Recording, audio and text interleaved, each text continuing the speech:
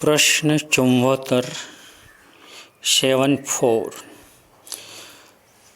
तुमने आगे बताया कि आरती मंगल दीवा और 32 कौड़ी के पैसे पुजारी को नहीं देना है और परिस्थिति ऐसी है कि सब जगह पर दिया ही जाता है।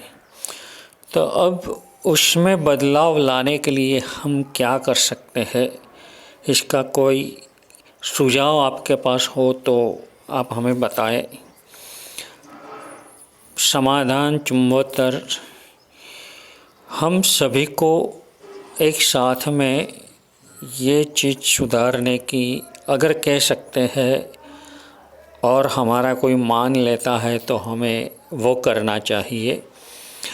अगर ऐसा नहीं है तो हम जहाँ पर है वो स्थानिक देरासरों के अंदर हमें ये फेरफार करने की शुरुआत करनी चाहिए और साथ ही साथ जो साधु भगवंत आचार्य भगवंतों की निश्रा में जहाँ जहाँ भी उनके हस्त से प्रतिष्ठा अंजनशला का वगैरह महोत्सव होता हो, उस वक्त वो जितनी भी जगह पर ऐसा अंजनशला का प्रतिष्ठा महोत्सव वगैरह किया है, वहाँ अगर वो बदलाव ला सकते हैं तो उन्हें इनके लिए पहल करनी चाहिए, ताकि हम जो देव द्रव्य पुजारी को पगार के बदले में देते हैं और उनसे जो काम करवाते हैं, कभी हमारे लिए भी काम करवाते हैं, तो हमें देव द्रव्य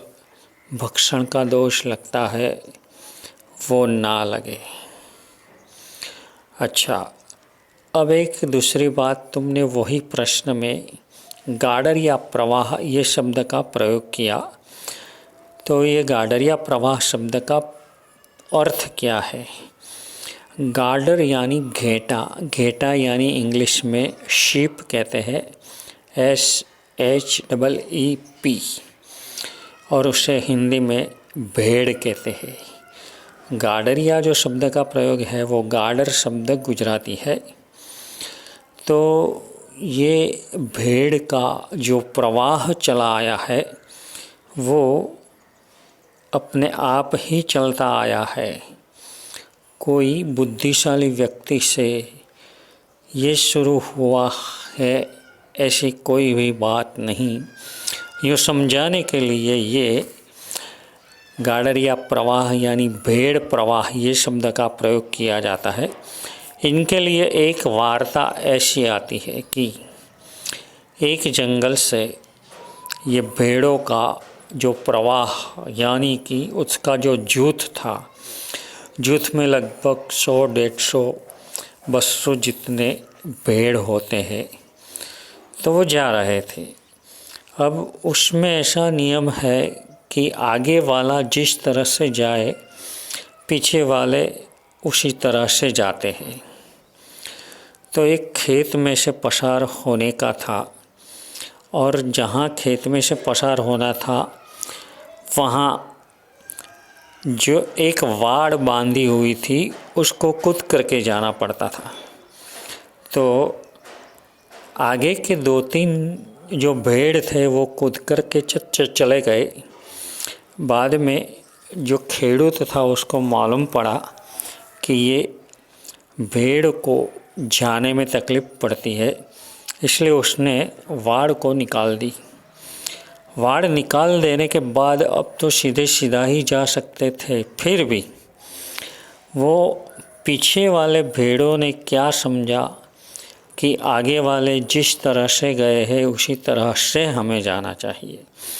वो वाड़ निकाल लेने के बाद भी पीछे आने वाले जो भेड़िए थे वो सभी भेड़िए कूद कूद कर ही जाते थे।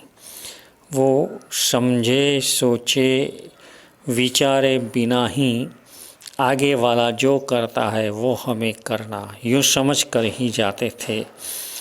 इसलिए ऐसा कोई भी कार्य करने वाला जो विवेकहीन कार्य करता है, शास्त्र में आधार है या नहीं, सुविहित परंपरा को ये मान्य है कि नहीं, ऐसा कुछ भी सोचे समझे बिना चालू करने वाले को, जो भी प्रवृत्ति चालू की जाती है उसको ये गाडर या प्रवाह यानी भेड़िया का प्रवाह किया जाता है।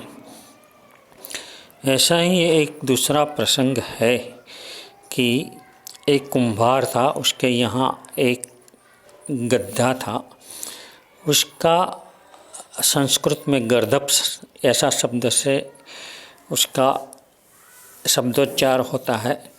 तो वो कुम्हार ने उसका गर्दभाशंकर ऐसा नाम रखा था। एक दिन वो बीमार हुआ और मर गया तो ये पुत्र की तरह उसको वो कुम्हार रखता था। तो उसके शोक में उसने अपना मस्तक मुंडा लिया। उसका मस्तक मुंडाया हुआ देखकर बाजू वाले ने, उनके आगे आगे वाले लोगों ने भी, सभी लोगों ने, सारे गांव के लोगों ने अपने मस्तक मुंडवा लिए। वहाँ तक कि जो नगर सेठ थे उसने भी। बाद में राजा और मंत्री वहाँ से पसार होते हैं, पूछते हैं नगर सेठ को कि क्यों तुमने ये किया, तो कि इन लोगों ने किया इसलिए। उन लोगों को पूछा तो कि इन लोगों ने किया इसलिए। बाद में तपास करते करते मालूम पड़ा कि एक गधा गुजर गया है, उसका नाम गर्दभाशंकर था, वो कोई आदमी नहीं था, इसलिए उसको पुत्र की तरह वो कुम्हार रखता था। इसके शोक में ये उसने मस्तक मुंडाया तो सभी ने मस्तक मुंडवा लिया था। ये सोचे समझे बिना की गई हुई प्रवृत्ति है।